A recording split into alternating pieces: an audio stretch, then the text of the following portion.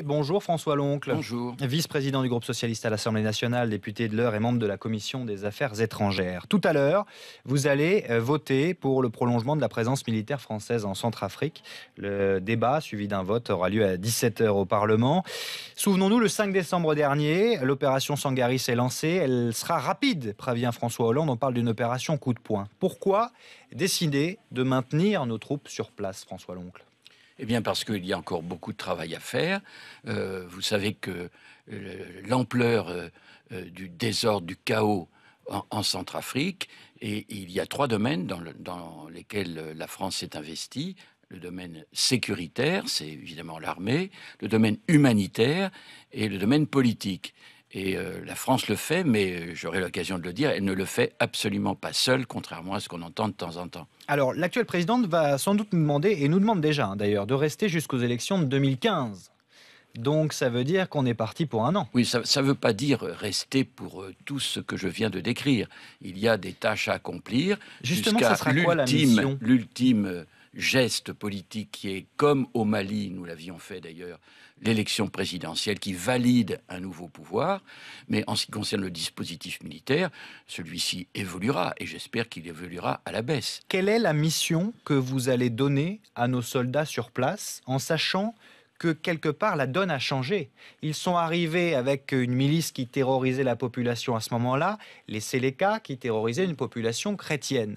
On a une autre milice maintenant, les anti-Balaka, c'est un peu complexe, mais qui maintenant se venge, puisque les Séléka sont tombés, se venge sur la minorité musulmane contrainte de fuir le pays. Pour le soldat français qui arrive sur place, la donne a changé en cours de mission. Oui, enfin, de toute façon, compte tenu du chaos qui régnait le 5 décembre et qui a permis, avec une résolution du Conseil de sécurité, je le rappelle, la France n'intervient plus comme ça, comme un gendarme de l'Afrique, pour un oui, pour un non. Il faut une résolution du Conseil de sécurité de l'ONU, et la France est intervenue pour rétablir l'ordre. Il y avait à la tête de l'État un président intérimaire qui était issu du putsch, issu de la Séléka, ce qui expliquait l'ampleur du désordre. Celui-ci a été évacué. Au bénéfice. On protège ou on désarme? Les deux. Il faut absolument désarmer. Alors, avec protéger. Quels moyens? 1600 hommes, bientôt 2000, dans un pays plus grand que la France. Et Libération, je lisais ce matin, 6 hélicos à l'armée française. 6 hélicos pour couvrir un pays plus grand que la France. 1600 hommes et maintenant 2000, vous aviez raison, mais vous oubliez que la France vient en appui d'une force africaine qui s'appelle la MISCA et qui comprend 2000 hommes et dont la montée en puissance va aller jusqu'à 6000 hommes. Et il y aura ensuite, nous espérons, un vote du Conseil de sécurité au mois de mars, une force onusienne, une force qui concourra à ce dispositif commun et qui permettra que, effectivement, pas seulement à Bangui, mais dans l'ensemble des régions de la Centrafrique, on puisse désarmer, sécuriser, c'est ça le problème pacifier. Pour l'instant, on est présent à Bangui. On a du mal à couvrir le territoire. La MISCA, la force africaine, on sait que dedans, il y a eu des problèmes avec les soldats tchadiens, puisque le Tchad est identifié par la population comme proche de la population musulmane. La force européenne qui peut arriver, elle couvrira que l'aéroport. On a prévu à peu près 1 millier, d'après l'Union européenne. C'est extrêmement complexe et ça sent l'enlisement. Est-ce qu'aujourd'hui, on est capable de mener réellement une opération rapide, à part le Mali? L'histoire nous a montré que, une fois qu'on était sur le terrain, on avait du mal à en repartir.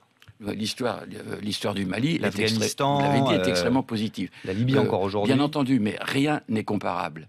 Et surtout pas avec la Libye, qui était une opération, je le répète, qui avait été faite sans l'aval du Conseil de sécurité, avec les conséquences qu'on sait. Là, nous avons affaire à de très grands professionnels, les Français. Moi, vous savez, j'ai enquêté, je continue d'enquêter avec mon collègue Lelouch sur le Sahel et sur la sécurité au Sahel depuis 2011.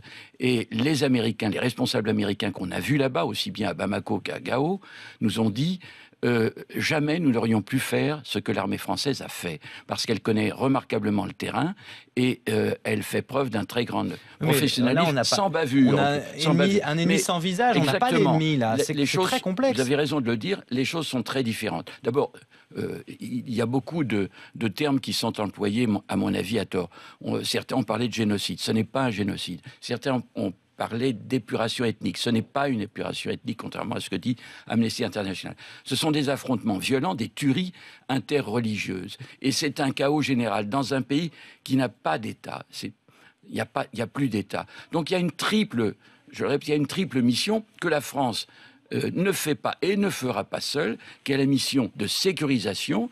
On en a parlé, la mission humanitaire, il faut que les gens mangent, il faut que les gens vivent normalement. Et là, il y a également des organisations internationales qui sont capables de nous accompagner. Protéger aussi les humanitaires sur place. Bien sûr. Avec 2000 hommes, on peut protéger la population et les humanitaires. Avec, oui, la MISCA, sans doute, la force africaine, mais même... Mais ce n'est pas 2000 hommes, c'est, premièrement...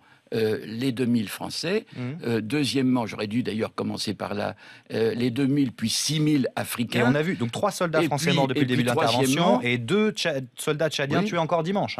Oui, il y a donc ça prouve en plus que c'est extrêmement violent sur le terrain. La guerre n'est pas une partie de plaisir, c'est violent. Et c'est vrai qu'il y a des pertes qu'on doit absolument regretter. Mais Imaginez ce pays et les pays alentours, d'ailleurs, qui ont intérêt à cette sécurisation. Le Gabon, le Cameroun, le Congo-Brazzaville, le Tchad. Imaginez qu'on ne soit pas intervenu le 5 décembre. Vous auriez non seulement assisté à des choses abominables, mais en plus, nous aurions été montrés du doigt par l'ensemble de la communauté internationale. Peut-être à tort, d'ailleurs, parce que je pense que l'Union européenne et l'ONU n'ont pas suffisamment pris la mesure. Oui, les Français sont un peu seuls là. Non, justement, j'ai dit le contraire. Ils ne sont pas seuls. Mais on peut regretter que l'Union européenne ne soit pas suffisamment présente. Elle va l'être. On peut regretter que l'ONU soit lente. Les députés devraient, de toute façon, l'issue du vote, on la connaît. Les députés devraient dire oui à ce maintien des forces françaises. Il n'y a pas trop de suspense sur le vote. Non, il n'y a pas de suspense sur le vote. Il y aura peut-être des abstentions, d'ailleurs. Bon, c'est la logique de l'opposition. Pierre Lelouch, justement, que vous mentionnez, sera l'invité de la politique de Valère. C'est le plus virulent. Et je pense qu'il n'est pas entièrement suivi par son groupe, l'UMP. Un mot de la PMA avec cette info RMC ce matin, François Loncle. Le ministère de la Justice prépare une note pour autoriser toute adoption d'un enfant né d'une PMA à l'étranger, parce que pour l'instant, c'est du cas par cas. Oui, si vous faites une PMA à l'étranger, votre compagne peut adopter en France. Philippe Gosselin, député UMP, nous dit ce matin, c'est de l'hypocrisie, ça veut dire aller à l'étranger. Au retour, vous adopterez l'enfant du conjoint. On est en train de, finalement, légaliser la PMA sans l'avoir mis sur la table.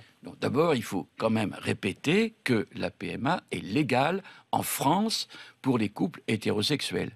Moi, elle n'est pas possible pour les couples de même sexe. Et vous ne l'avez pas mis dans un texte. On n'a pas débattu de ça. Pourquoi on ne l'a pas mis? Parce que le président de la République, avec évidemment l'accord de la majorité des députés socialistes, a décidé de confier au comité d'éthique la mission de donner un avis précis là-dessus. Et moi, j'ai toujours refusé. Mais on est déjà en fait dans cette situation-là, avant même le comité d'éthique. Dans la réalité, c'est seulement les couples se retrouvent dans cette l'avis du comité d'éthique qu'on légalisera éventuellement la PMA dans les conditions décrites. Sinon, on ira la faire à l'étranger, ça sera valable en France. Oui, mais là-dessus, moi je suis... de montrer ce flou, écoutez, en fait, il manque quelque chose. Sans doute. Bien sûr, il y a un flou, mais il y en avait un avant, de toute façon. Ce qui est nouveau et important, et moi j'ai toujours refusé de déposer des amendements concernant la PMA, et je suis d'ailleurs aussi totalement hostile à la GPA, mais pour la PMA, j'attends que le comité d'éthique, qui est une instance incontestable, avec des personnalités remarquables, donne son avis.